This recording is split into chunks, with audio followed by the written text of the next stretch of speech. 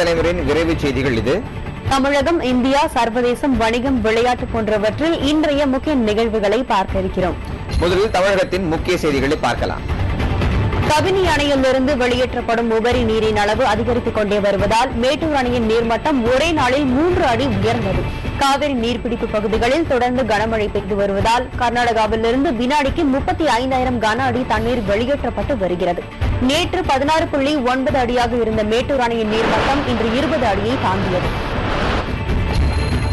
கர்நாடகா உள்ளிட்ட மாநிலங்களில் தொடர்ந்து பெய்து வரும் கனமழையால் தமிழகத்தில் காய்கறிகளின் விலை கடுமையாக உயர்ந்துள்ளது. தொடர் மழையால் காய்கறிகள் அழுகியதால் சந்தைக்கு வரும் காய்கறிகளின் வரத்து குறைந்துள்ளது. இதனால் கத்திரிக்காய், உருளைக்கிழங்கு, வெண்டைக்காய், காலிஃபிளவர் போன்றவற்றின் விலை 2 மடங்காக உயர்ந்துள்ளது.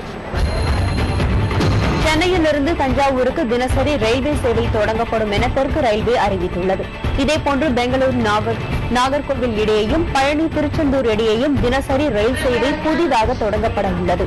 கோவை ராமேஸ்வரம் இடையே செவ்வாய்க்கிழமைகளில் புதிய ரயில் இயக்கப்பட உள்ளது. இது தவிர மேலும் பல ரயில்களின் சேவை நீட்டிக்கப்பட்டுள்ளது. தர்மபுரி அருகே தலித்துகளின் வீடுகள் தீக்கிரையாக்கப்பட்டது தொடர்பாக 5000 பக்கங்கள் கொண்ட அறிக்கை உயர்நீதிமன்றத்தில் இன்று தாக்கல் செய்யப்பட்டது. IAS அதிகாரி வாசுகி தலைமையிலான குழு இதனை தாக்கல் செய்தது. இதனையடுத்து வழக்கு விசாரணை வரும் 5ஆம் தேதிக்கு ஒத்திவைக்கப்பட்டது. திமுக மற்றும் பாமகவை சேர்ந்த முன்னாள் அமைச்சர்கள் 2 பேர் இன்று அதிமுகவில் இணைந்தனர். திமுகவில் MK ஸ்டாலினுடன் ஏற்பட்ட கருத்து வேறுபாடு காரணமாக அதிருப்தியில் இருந்த பருதி இடம்பழுதி ஜெயலலிதா முன்னிலையில் அதிமுகவில் சேர்ந்தார். பாமக சார்பில் மத்திய இணை அமைச்சராக இருந்த பொன்னுசாமியும் அதிமுகவில் இணைந்தார். மாநிலங்களவை தேர்தல் மூலம் திமுகவுக்கும் அதிமுகவுக்கும் ரகசிய உடன்பாடு உள்ளதோ என்ற சந்தேகம் வலுப்பெற்றுள்ளதாக தேமுதிக தலைவர் விஜயகாந்த் குற்றம் சாட்டியுள்ளார். 2G வழக்கில் திமுகவை கடுமையாக விமர்சித்த ஜெயலலிதா கனிமொழியின் வெற்றிக்கு மறைமுகமாக ஆதரவு தெரிவித்தது ஏன் என்று அவர் கேள்வி எழுப்பியுள்ளார்.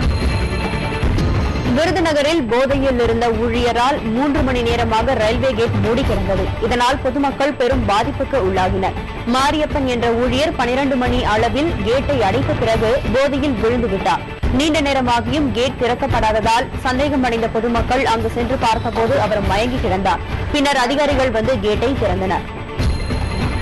திருவாரூர் அருகே ஆத்தூர் சாலையில் பேருந்து குளத்தில் கவிழ்ந்த விபத்தில் மாணவர்கள் உட்பட 50க்கும் மேற்பட்டோர் காயமடைந்தனர். அளவுக்கு அதிகமாக பயணிகளை ஏற்றியதே விபத்துக்கு காரணம் என தெரிய வந்துள்ளது. இந்த வழித்தடத்தில் போதிய பேருந்து வசதி இல்லை என கூறப்படுகிறது. இதன் காரணமாக பேருந்தில் பயணிகள் அதிக அளவில் பயணித்துள்ளனர்.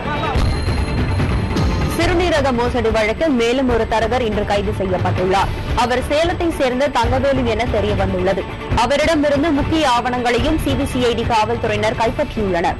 இதனிடையே ஏற்கனவே கைது செய்யப்பட்ட தரகர்கள் வீடுகளில் கைப்பற்றப்பட்ட ஆவணங்களை ஆய்வு செய்யும் பணியை CBCID காவல்துறையினர் தொடங்கியுள்ளனர். 26,000 கோடி ரூபாய் சர்வதேச கடன் பத்திரங்கள் திரும்ப ஒப்படைக்க கோரி தாராபுரம் கடலை வியாபாரி ராமலிங்கம் தொடர்ந்த வழக்கை உயர்நீதிமன்றம் தள்ளுபடி செய்தது.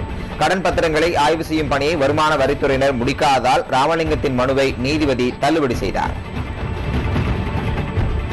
இதுவரை தமிழகத்தின் இன்றைய நிகழ்வுகளை பார்த்தோம். இனி தேசிய செய்திகளை பார்க்கலாம்.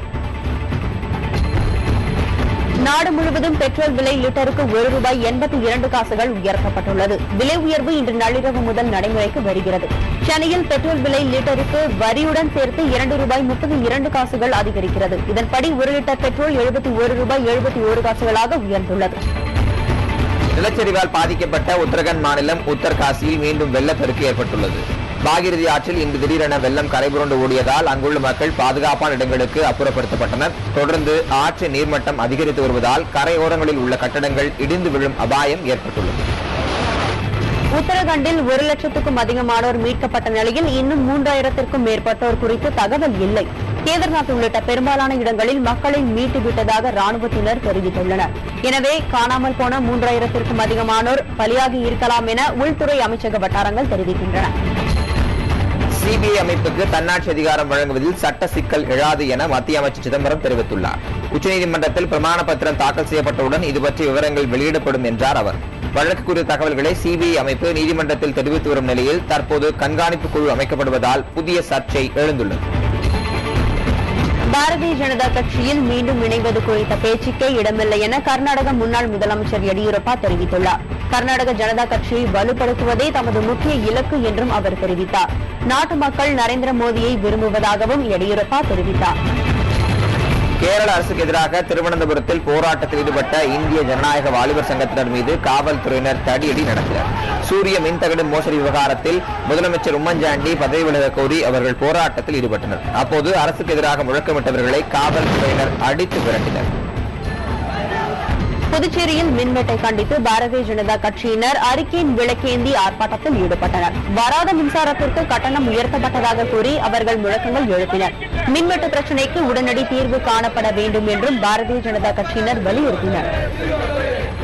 மும்பை சிறையில் அபு சலீம் துப்பாக்கியால் சுடப்பட்ட சம்பவத்தில் காவலர்கள் 4 பேர் பணியிடை நீக்கம் செய்யப்பட்டுள்ளனர். சிறைக்குள் துப்பாக்கியை கொண்டு செல்ல உதவியது தெரியவந்ததால் அவர்கள் பணி நீக்கம் செய்யப்படுவார்கள் என மகாராஷ்டிரா அரசு கூறியுள்ளது.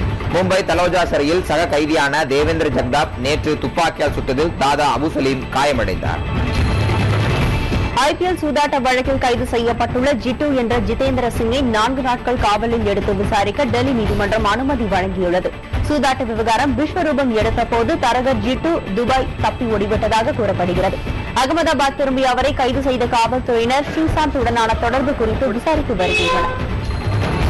ஜம்மு காஷ்மீரில் ஆற்று வெள்ளத்தில் சிக்கிய 11 பேரை ராணுவ வீரர்கள் பத்திரமாக மீட்டனர். கத்துவா மாவட்டத்தில் பெய்த திடீர் மழையால் அங்குள்ள ஆற்றில் வெள்ளப்பெருக்கு ஏற்பட்டது. இதில் ஏராளமான கால்நடைகள் அடித்துச் செல்லப்பட்டன. ஆற்றின் நடுவே மணல் திட்டில் சிக்கிய ஒரு குழந்தை உட்பட 11 பேரை ராணுவ வீரர்கள் துணிச்சலுடன் செயல்பட்டு காப்பாற்றினர்.